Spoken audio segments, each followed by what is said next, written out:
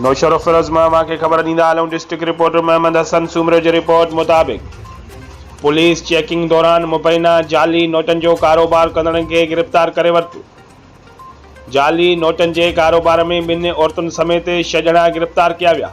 गिरफ़्तार थियलनि में रहमतुल्लाह, वसीम खान, मीर मोहम्मद, अफजल, मुस्मात नज़ीरा, मुस्मात बेनज़ीर सियाल शामिल आहिनि। गिरफ़्तार थियलनि मथां पुलिस जी फरियाद ते केस दाख़िल कियो वियो आहे। पुलिस मूजिब गिरफ़्तार थियल जाली नोटन जो कारोबार कंदा आहिनि।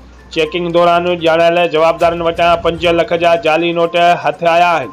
ॿिए पासे सियाल बिरादरी पुलिस ख़िलाफ़ एहतजाज कयो। बाईपास ते धरणो हणी क़ौमी शाहराह बंदि करे छॾियो। पुलिस औरतुनि समेत बेगुनाह गिरफ़्तार करे ज़ुल्म कयो आहे।